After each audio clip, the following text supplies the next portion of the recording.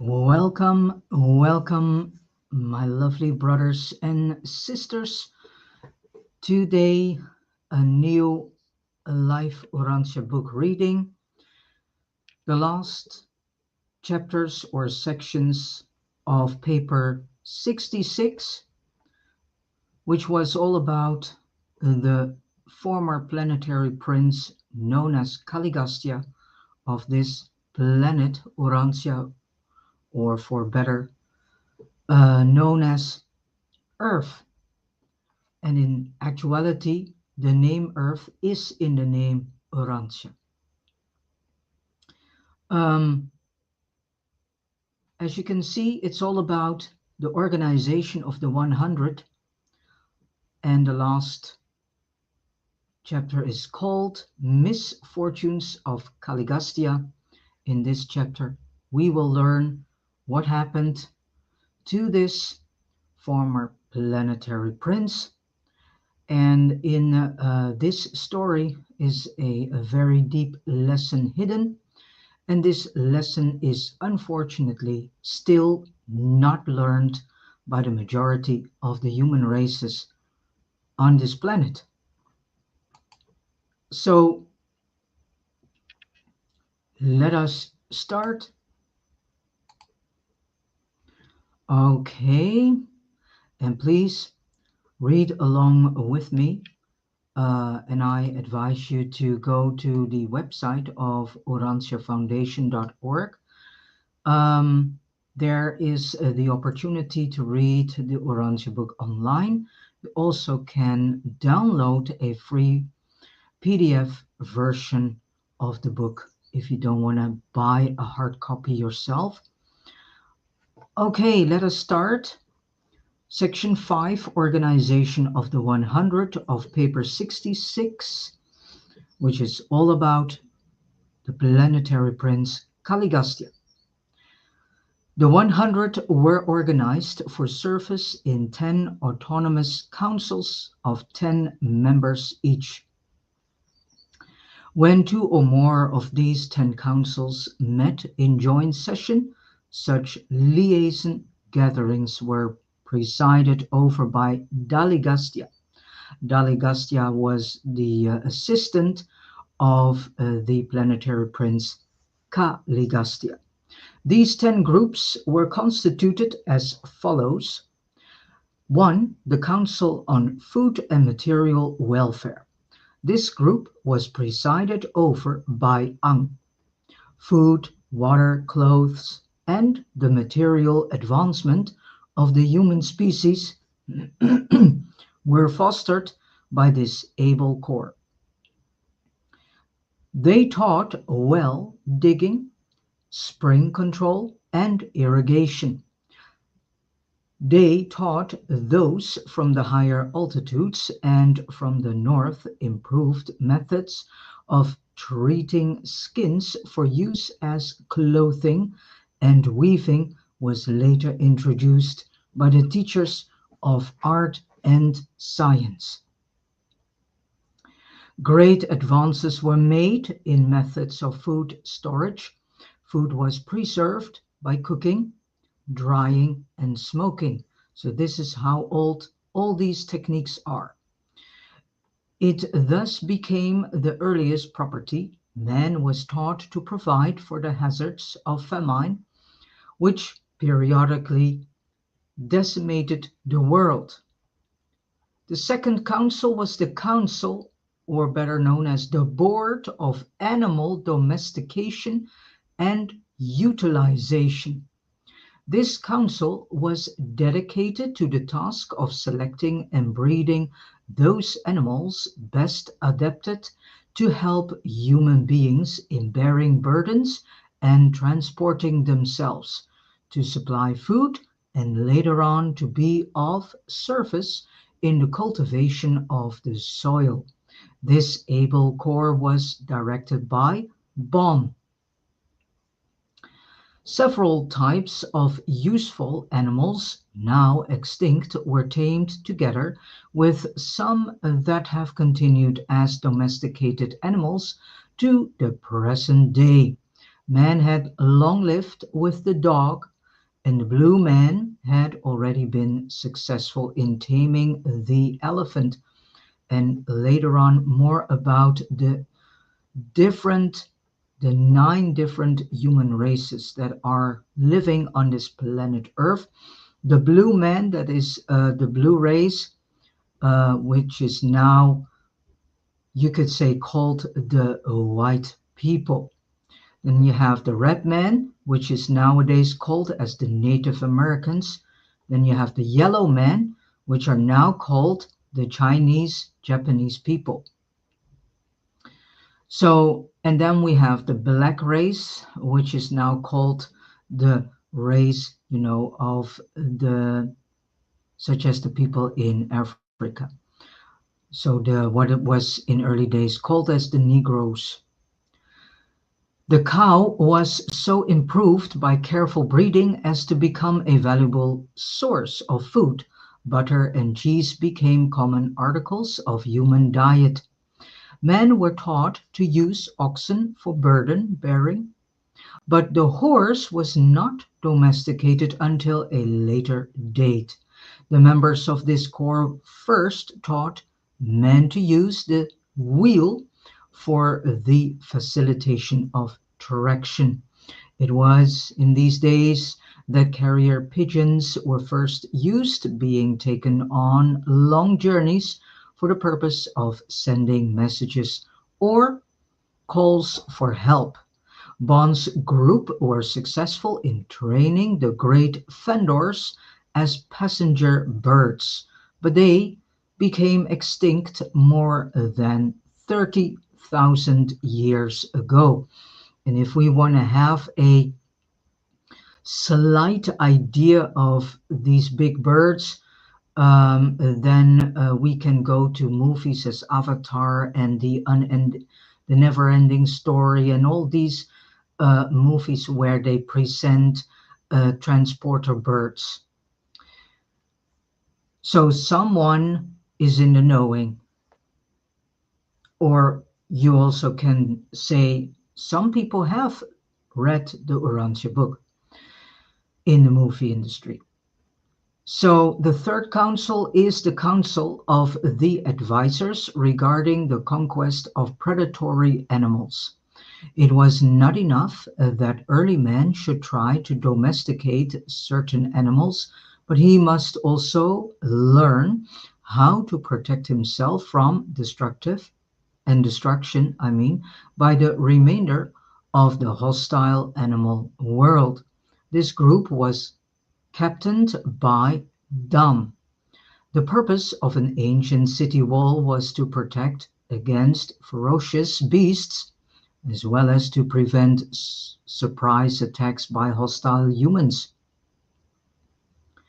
Those living without walls and in the forests were dependent on tree dwellings, stone huts, and the maintenance of night fires. It was therefore very natural that these teachers should devote much time to instructing their pupils in the improvement of human dwellings.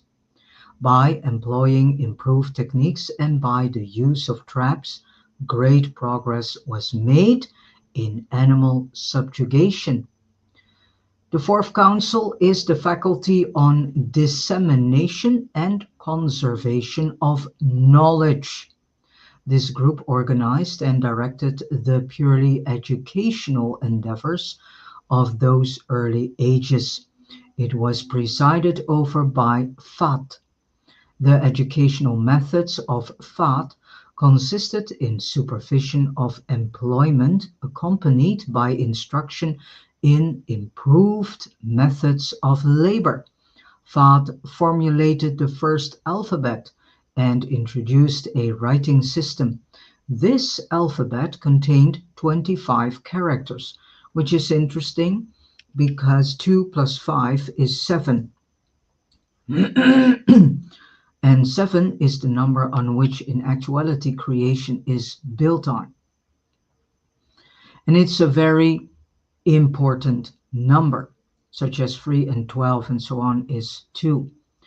For writing material, these early peoples utilized tree barks, clay tablets, stone slabs, a form of parchment made of hammered hides, and a crude form of paper-like material made from wasps' nests. The Dalmatia library, destroyed soon after the Caligastia disaffection, comprised more than 2 million separate records and was known as the House of Thought. So we have lost an incredible knowledge due to this destruction. The blue man was partial to alphabet writing and made the greatest progress along such lines. The red man preferred pictorial writing, and what I said before, the red man is nowadays called the Native Americans. While the yellow races, which are now called the Japanese and the Chinese people, drifted into the use of symbols for words and ideas, much like those they now employ. But the alphabet and much more was subsequently lost to the world during the confusion attendant upon rebellion. So the original alphabet should contain 25 letters instead of, what is it, 26. The Caligastia defection destroyed the hope of the world for a universal language, at least for untold ages. The fifth council is the Council of the Commission on Industry and Trade. This council was employed in fostering industry within the tribes and in promoting trade between the various peace groups. Its leader was Nod, and Nod is a name that is also mentioned in the Bible as referring to a place. This place was called Nod, and so called after this Nodite leader, because Nod is short for Nodite. Every form of primitive manufacture was encouraged by this corps. They contributed directly to the elevation of standards of living by providing many new commodities to attract the fancy of primitive men. They greatly expanded the trade in the improved salt produced by the Council on Science and Art. It was among these enlightened groups, educated in the Dalmatia schools, that the first commercial credit was practiced. From a central exchange of credits, they secured tokens which were accepted in lieu of the actual objects of barter. The world did not improve upon these business methods for hundreds of thousands of years. So this means that the human races are still stuck in progressing themselves into better methods of doing business and trade. The sixth council is the College of Revealed Religion. This body was slow in functioning.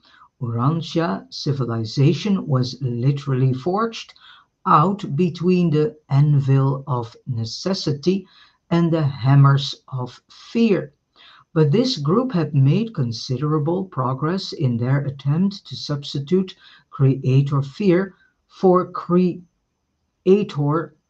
fear, or it's double mentioned, between quotation marks, ghost worship, before their labors were interrupted by the later confusion attendant upon the succession upheaval. The head of this council was Hap. None of the prince's staff would present revelation to complicate evolution. They presented revelation only as a climax of their exhaustion of the forces of evolution. But Hop did yield the desire of the inhabitants of the city for the establishment of a form of religious service. His group provided the Dalmatians with the seven chants of worship and also gave them the daily praise phrase and eventually taught them the first Our Father's prayer, which was, Father of all, whose Son we honor, look down upon us with favor, deliver us from the fear of all save you. Make us a pleasure to our divine teachers and forever put truth on our lips. Deliver us from violence and anger. Give us respect for our elders and that which belongs to our neighbors. Give us this season green pastures and fruitful flocks to gladden our hearts. We pray for the hastening of the coming of the promised uplifter, and we would do your will on this world as others do on the worlds beyond. Although the prince's staff were limited to natural means and ordinary methods of race improvement, they held out the promise of the Adamic gift of a new race as the goal of subsequent evolutionary growth upon the attainment of the height of biologic development. The new race they speak about is the violet race. Adam and Eve were about to bring the violet, you can say the violet coloration, so that all the colorations in actuality were represented on this earth.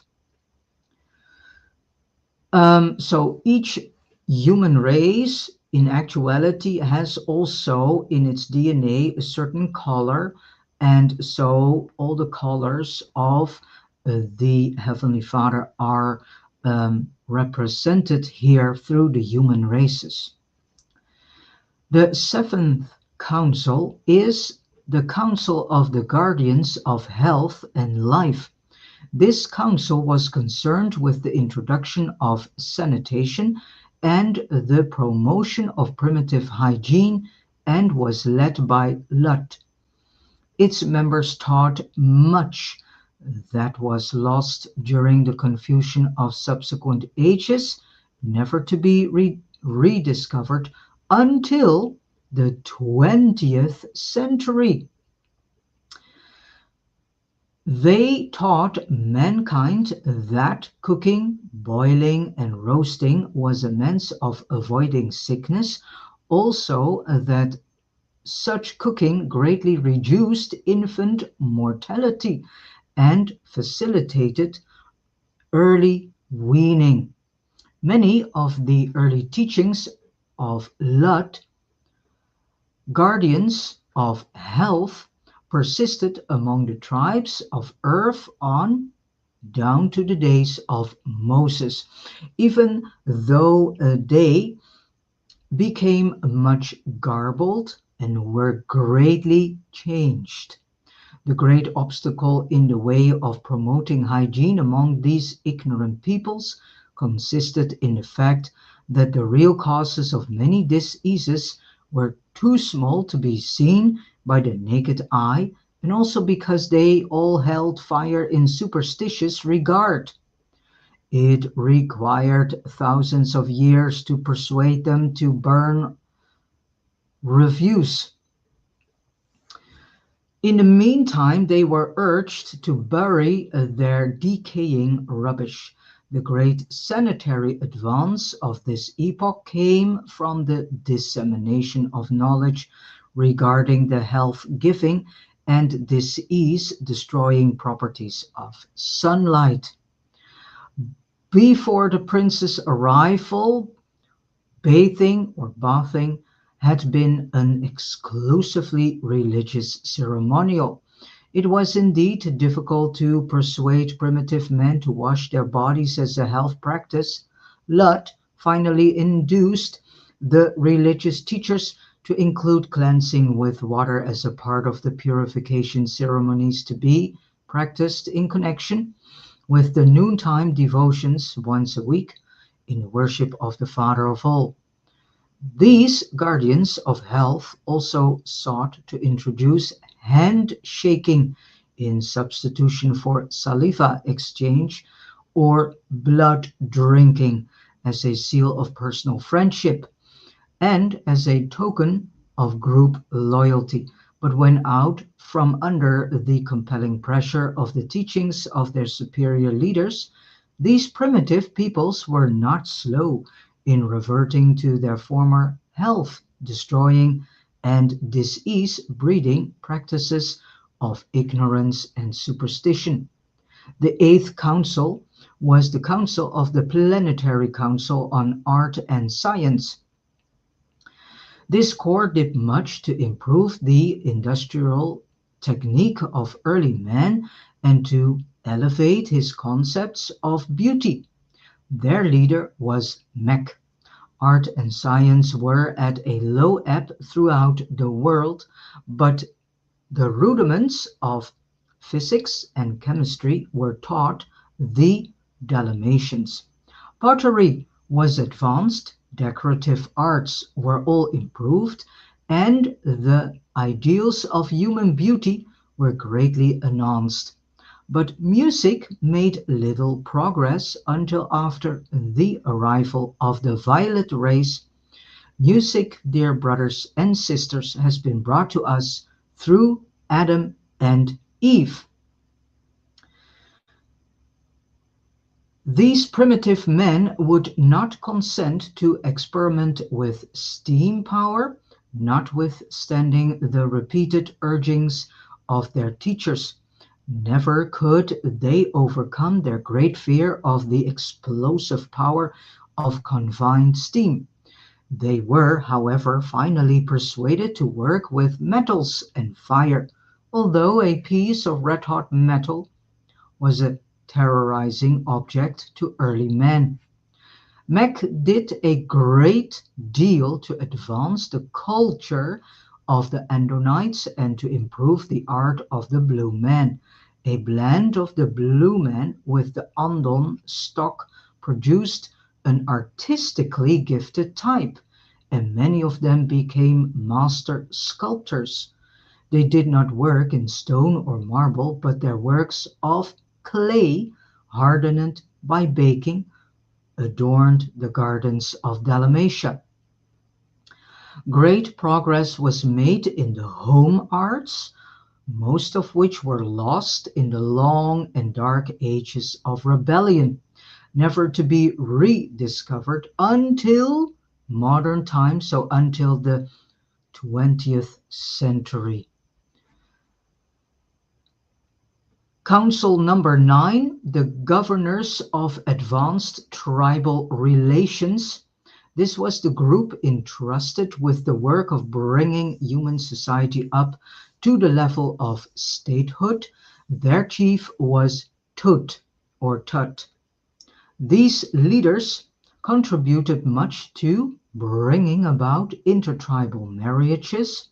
They fostered courtship and marriage after due deliberation and full opportunity to become acquainted. The purely military war dances were refined and made to serve valuable social ends.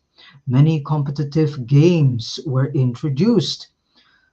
So there we can see the introduction also to uh, uh, the games such as the Olympic Games and so on. But these ancient folk were a serious people. Little humor graced these early tribes.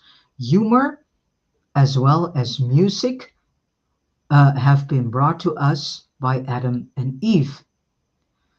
Few of these practices survived the subsequent disintegration of planetary insurrection. Tutt and his associates labored to promote group associations of a peaceful nature, to regulate and humanize warfare, to coordinate intertribal relations, and to improve tribal governments. In the vicinity of Dalmatia, there developed a more advanced culture, and these improved social relations were very helpful in influencing more remote tribes. But the pattern of civilization prevailing at the prince's headquarters was quite different from the barbaric society evolving elsewhere. Just as the 20th century society of Cape Town, South Africa, is totally unlike the crude culture of the diminutive Bushmen to the north. And then the last council, number 10, the Supreme Court of Tribal Coordination and Racial Cooperation. This Supreme Council was directed by Van and was the court of appeals for all of the other 9 special commissions charged with the supervision of human affairs. This council was one of wide function, being entrusted with all matters of earthly concern, which were not specifically assigned to the other groups. This selected corps had been approved by the Constellation Fathers of Edentia before they were authorized to assume the functions of the Supreme Court of Urantia. And Edentia is the systems headquarters of this system known as Satania, which is on Urantia. Then we go to section 6, the prince's reign. The degree of a world's culture is measured by the social heritage of its native beings, and the rate of cultural expansion is wholly determined by the ability of its inhabitants to comprehend new and advanced ideas. Slavery to tradition produces stability and cooperation by sentimentally linking the past with the present, but it likewise stifles initiatives and enslaves the creative powers of the personality. The whole world was caught in the stalemate of tradition-bound Moors when the Caligastia 100 arrived and began the proclamation of the new gospel of individual initiative within the social groups of that day. But this beneficent rule was so soon interrupted that the races never have been wholly liberated from the slavery of custom. Fashion still unduly dominates Urantia. The Caligastia 100 graduates of the Satania mentioned worlds well knew the arts and culture of Jerusalem, but such knowledge is nearly valueless on a barbaric planet populated by primitive humans. And Jerusalem is the headquarters of our constellation called Norletia Dek. These wise beings knew better than to undertake the sudden transformation or the en masse uplifting of the primitive races of that day. They well understood the slow evolution of the human species, and they wisely refrained from any radical attempts at modifying man's mode of life on Earth. Each of the 10 planetary commissions set about slowly and naturally to advance the interests entrusted to them. Their plan consisted in attracting the best minds of the surrounding tribes and, after training them, sending them back to their people as emissaries of social uplift. Foreign emissaries were never sent to a race, except upon the specific request of that people. Those who labored for the uplift and advancement of a given tribe or race were always natives of that tribe or race. The 100 would not attempt to impose the habits and mores of even a superior race upon another tribe. Always they patiently worked to uplift and advance the time-tried mores of each race. The simple folk of Urantia brought their social customs to Dalmatia not to exchange them for new and better practices, but to have them uplifted by contact with a higher culture and by association with superior minds.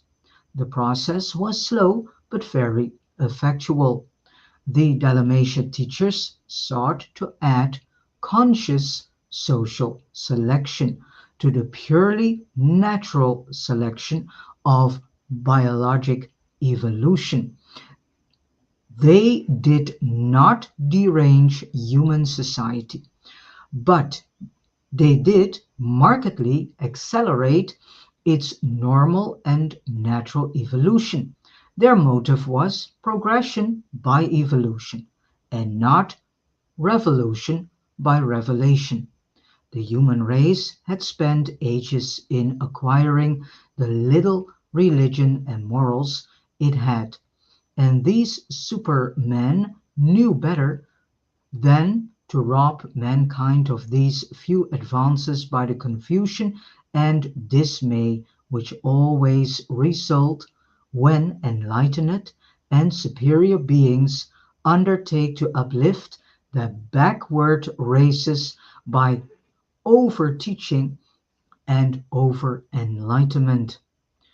When Christian missionaries go into the heart of Africa, where sons and daughters are supposed to remain under the control and direction of their parents throughout the lifetime of the parents, they only bring about confusion and the breakdown of all authority when they seek, in a single generation, to supplant this practice by teaching that these children should be free from all parental restraint after they have attained the age of 21.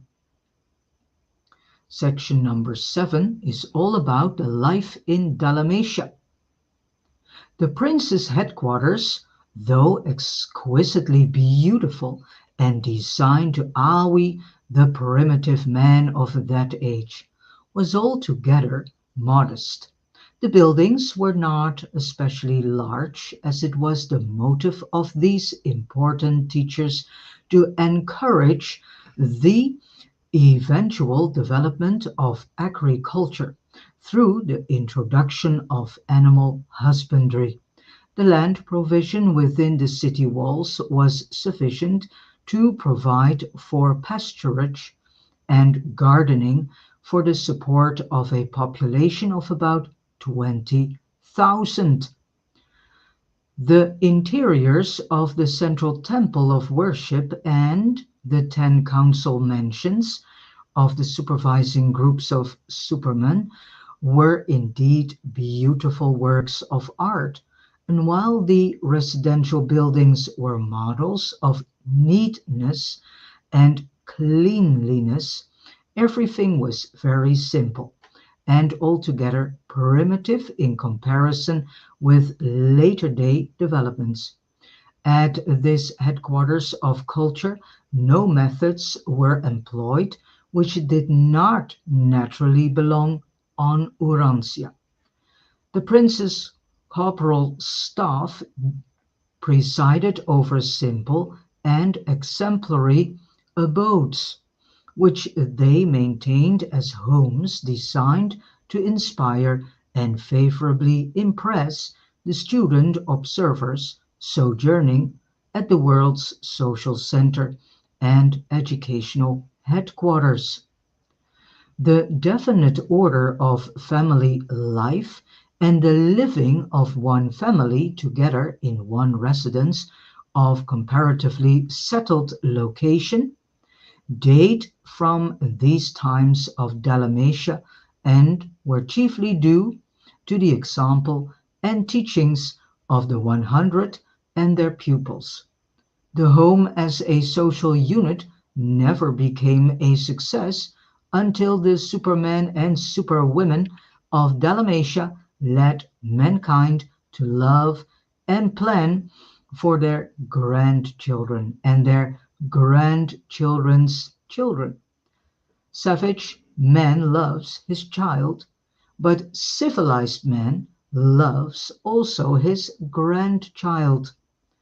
The prince's staff lived together as fathers and mothers. True, they had no children of their own, but the 50 pattern homes of Dalmatia never sheltered less than 500 adopted little ones assembled from the superior families of the Andonic and Sangic races. Many of these children were orphans.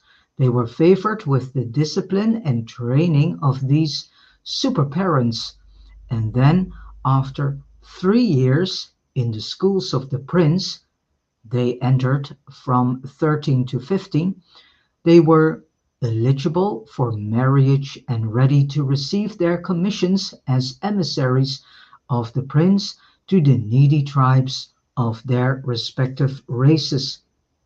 Fahd sponsored the Dalmatia plan of teaching that was carried out as an industrial school, in which the pupils learned by doing and through which they worked their way by the daily performance of useful tasks. This plan of education did not ignore thinking and feeling in the development of character, but it gave first place to the manual training. The instruction was individual and collective. The pupils were taught by both men and women, and by the two acting conjointly. One half of this group instruction was by sexes, the other half was co-educational. Students were taught manual dexterity as individuals and were socialized in groups or classes. They were trained to fraternize with younger groups, older groups, and adults, as well as to do teamwork with those of their own ages. They were also familiarized with such associations as family groups, play squads, and school classes. Among the later students trained in Mesopotamia for work with their respective races were Andonites from the highlands of western India, together with representatives of the red man and the blue man. Still later, a small number of the yellow race were also received. And again, the yellow race is what we now know as the Chinese and the Japanese people, and the red race is what is known today as the Native Americans. The blue race is what is now known as the white people. Hop presented the early races with a moral law. This code was known as the Father's Way and consisted of the following 7 commands. 1.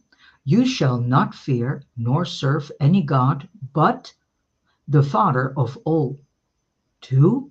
You shall not disobey the Father's Son, the world's ruler, nor show disrespect to his superhuman associates. 3.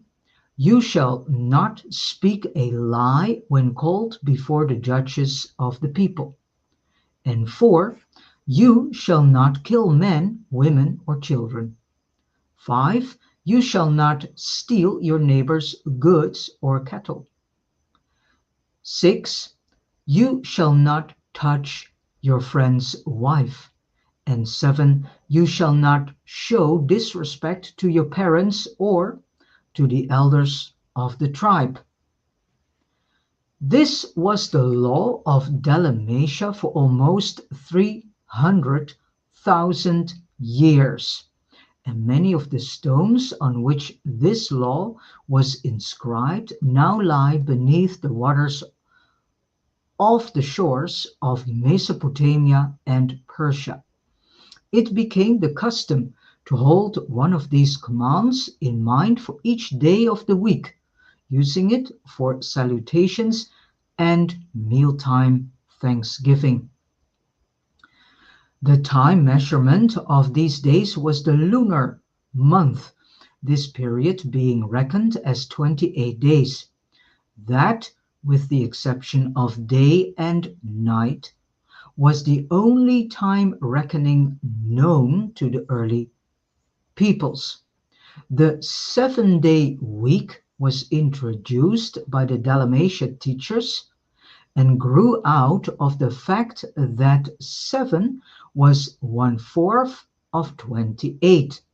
The significance of the number 7 in the super universe undoubtedly afforded them opportunity to introduce a spiritual reminder into the common reckoning of time. But there is no natural origin for the weekly period. The country around the city was quite well settled within a radius of 100 miles.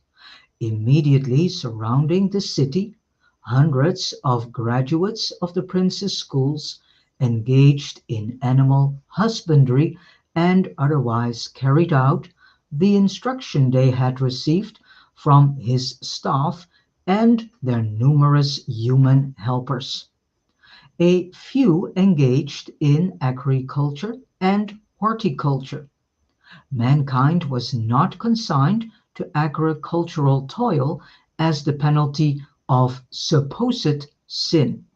In the sweat of your face shall you eat the fruit of the fields, was not a sentence of punishment pronounced because of man's participation in the follies of the Lucifer rebellion under the leadership of the traitorous Caligastia. The cultivation of the soil is inherent in the establishment of an advancing civilization on the evolutionary worlds. And this injunction was the center of all teaching of the Planetary Prince and his staff throughout the 300,000 years which intervened between their arrival on Urantia and those tragic days when Caligastia threw in his lot with the rebel Lucifer. Work with the soil is not a curse. Rather, is it the highest blessing to all who are thus permitted to enjoy the most human of all human activities. At the outbreak of the rebellion, Dalmatia had a resident population of almost 6,000. This number includes the regular students, but does not embrace the visitors and observers, who always numbered more than 1,000. But you can have little or no concept of the marvelous progress of those faraway times.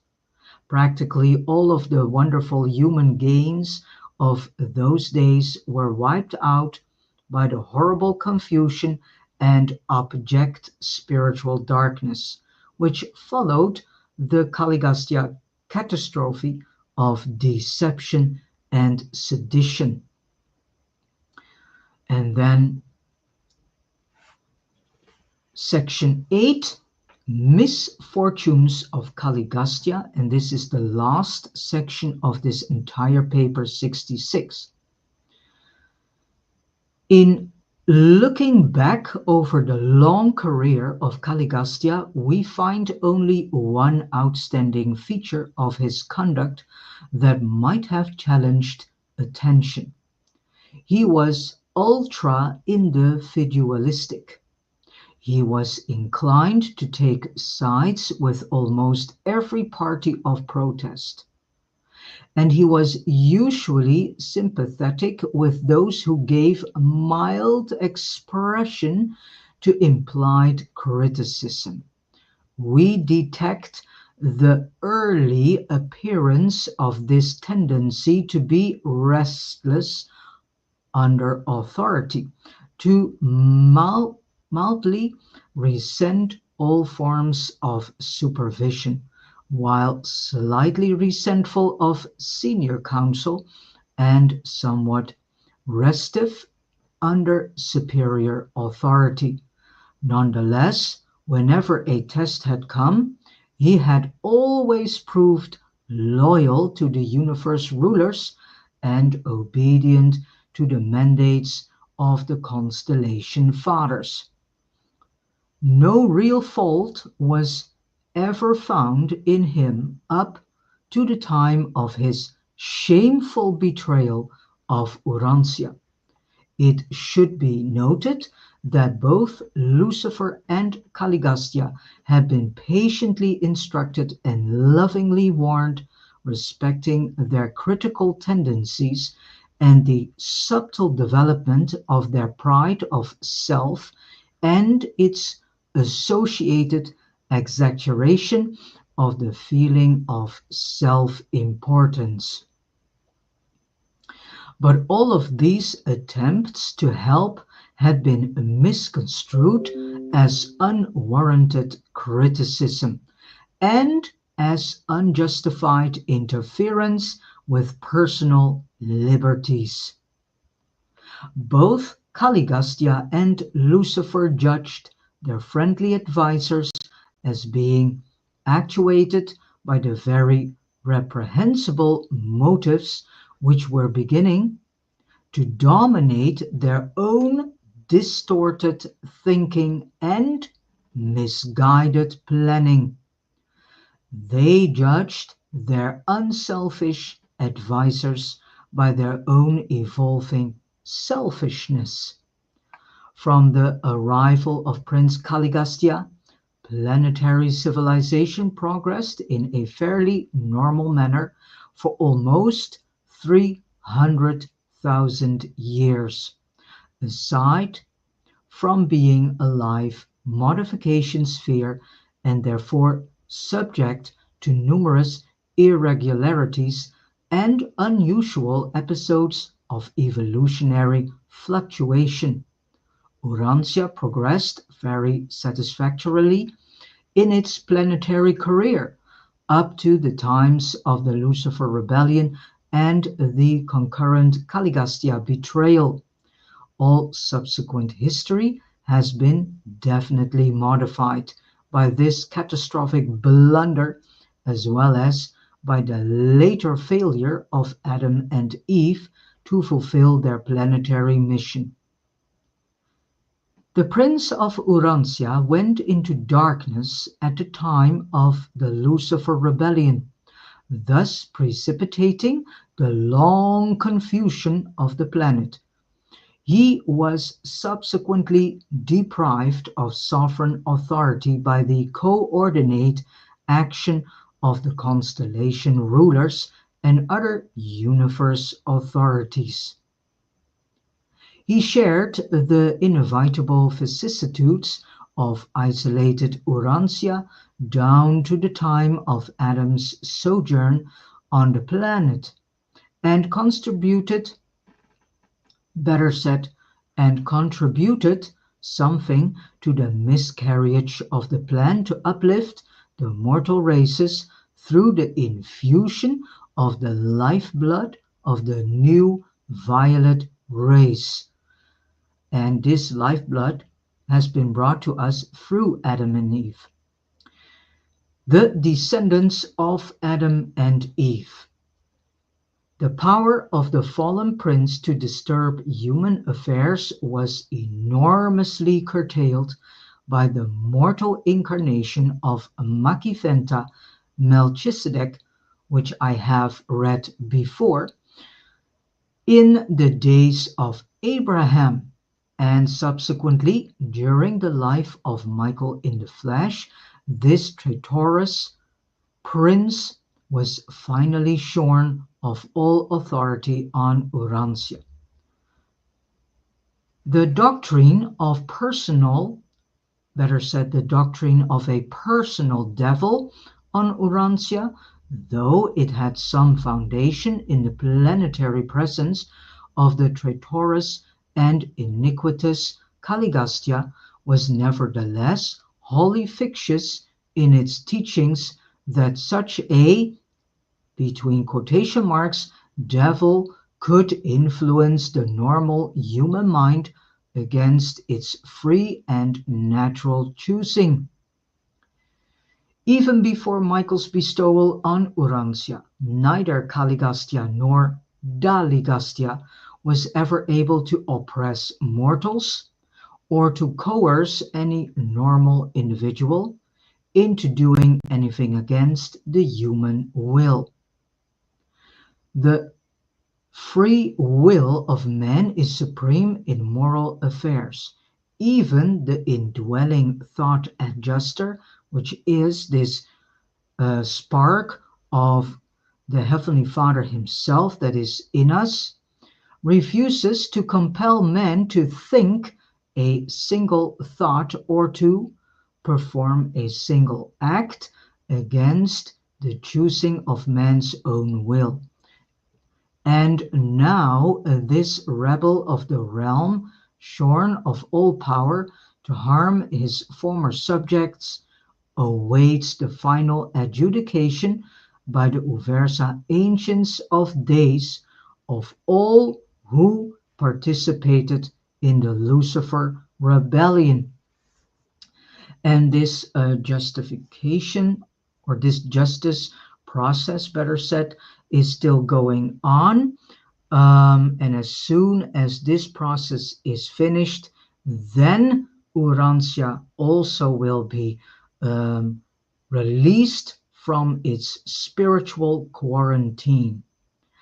And if we read this entire paper, especially the last sections, then we can still see elements of this ancient of these ancient councils and their teachings in modern day human life. My best guess is that the United Nations is a twisted and distorted idea of these 10 councils. Why do I guess this? Because if we look at the construction and how the United Nations is built, then you can see in the far distance a attempt to copy this idea of these 10 councils, because the United Nations also has a council of health and so on. So all these 10 councils in a certain way is some in the far distance to be found in nowadays United Nations. But what I say, the United Nations is as organization completely usurped by greed and false power and lust and rebellion. So everything they do is a twisted version of what has been done in the far early days of human life. This paper has been a very interesting paper, and I truly wish and hope that many people, many brothers, sisters, will re-listen to this live Urantia book reading, and also will read the information all by themselves by also going through the paper itself on the urantiafoundation.org website, where you can find this entire Urantia book. Again, I say it again, you can download this book for free as a PDF if you find it too expensive to buy yourselves a hard copy of it. This paper reveals how we still see remnants of the way life was organized on Urantia. And this organization, we still see fragments of it in nowadays society, worldly society, as well as in the educational system. We see fragments of a very ancient educational system. Okay, the next time we start a new journey and a new part that is all about how human religion came into existence. But that is a journey that will start tomorrow. For now, I will leave this screen share and go to this one. And as last, I say thank you so much for listening. I wish you a beautiful, joyful, and loving day. And if you get the urge or impulse to help a fellow brother, sister, please do so. And as last, I say, God bless you. And let us listen to a beautiful piece of music from Ben Sound.